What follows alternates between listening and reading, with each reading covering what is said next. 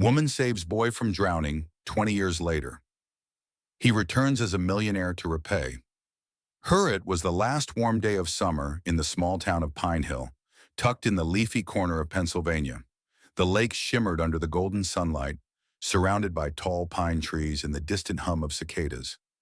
Families were scattered along the shore, children playing, teenagers splashing, and parents lounging on colorful blankets.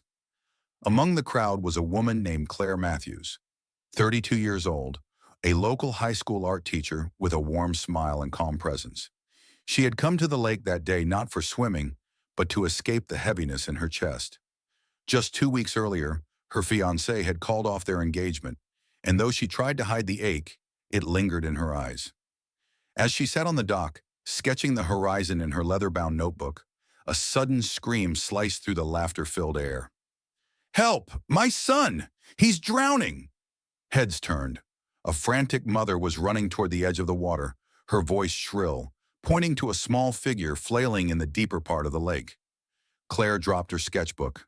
Without thinking, she kicked off her shoes, sprinted down the dock, and dove into the water. The boy, maybe 6 or 7, was barely keeping his head above the surface. His arms thrashed wildly. Claire swam hard, slicing through the water with clean strokes. She reached him, grabbed him from behind, and cradled his chin above the water. "I've got you," she whispered. "You're okay now."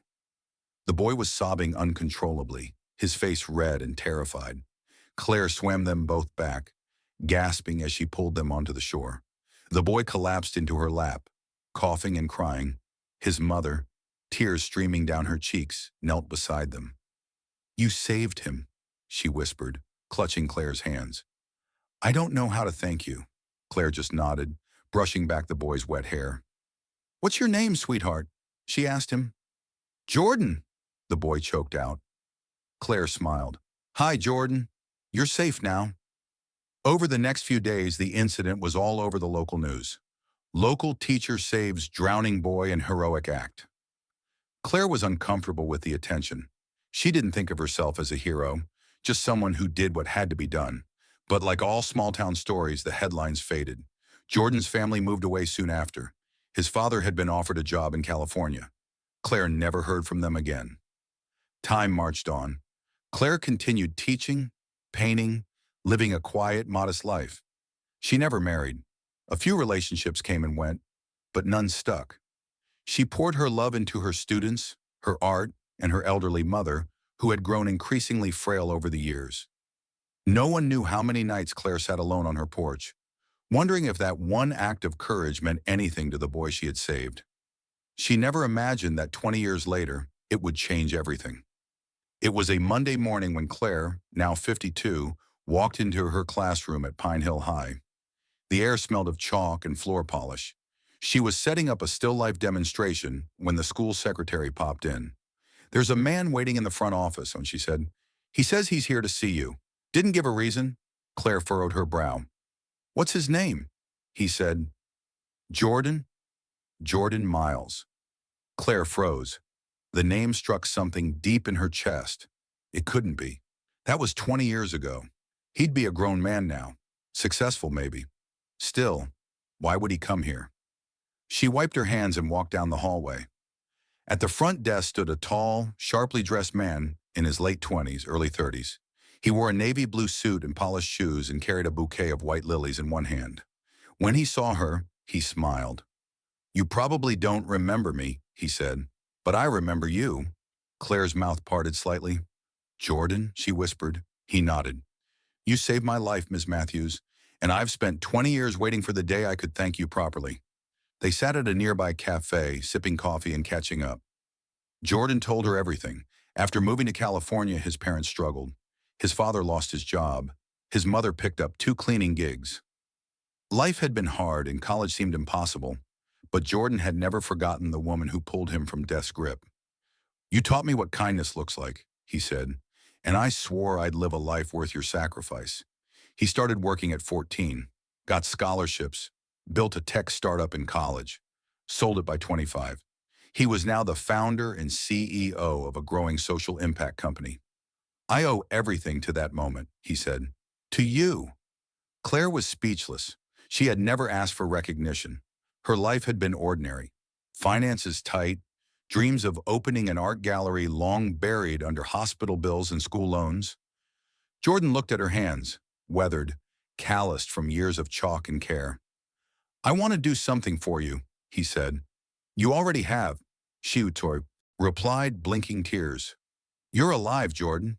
That's more than enough." But Jordan wasn't done. 2 weeks later, Claire received a letter. Thick paper, embossed seal.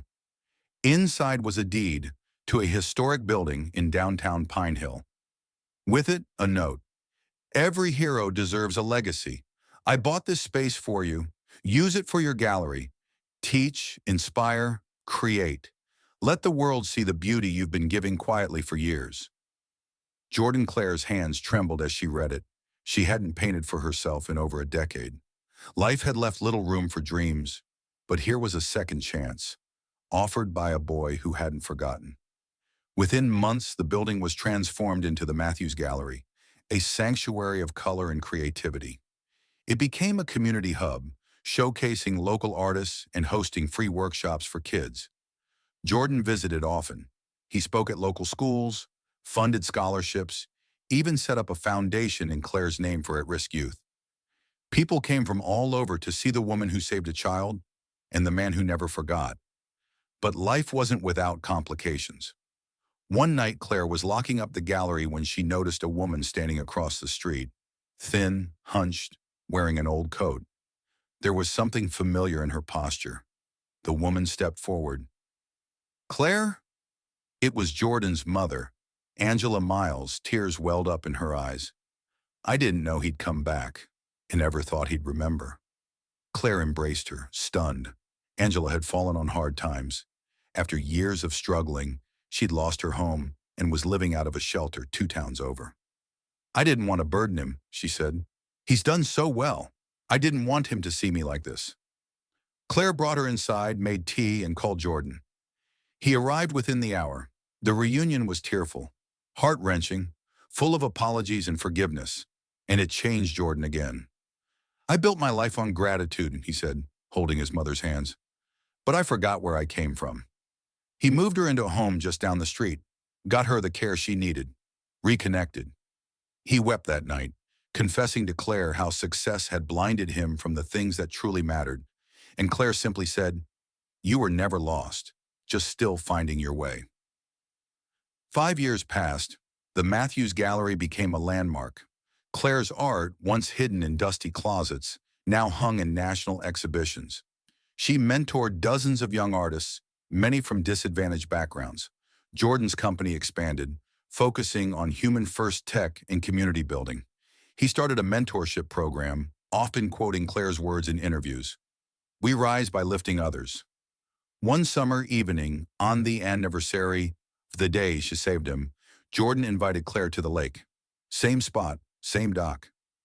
They sat quietly, watching the sun melt into the water. Claire nodded, her eyes misty. "You gave me my life," he added. "And you gave me a reason to believe it mattered," she replied. He smiled, then handed her a small velvet box. Inside was a necklace with a tiny golden lifesaver charm. "For the woman who saved me in every way." Claire lived to see her 70s, beloved by a town that had once overlooked her. She never had children of her own, but through Jordan and her students, she left behind a legacy of compassion, courage, and creativity. When she passed peacefully in her sleep, the entire town mourned. The mayor declared a day of remembrance. And Jordan, he stood at her memorial, tears streaming down his cheeks. "Claire Matthews didn't just pull me from the water," he told the crowd. "She pulled me into the light, and every good thing I ever did after that, I did because she taught me how." The Matthews Foundation continued for decades, helping thousands of young people find hope, even in their darkest hours.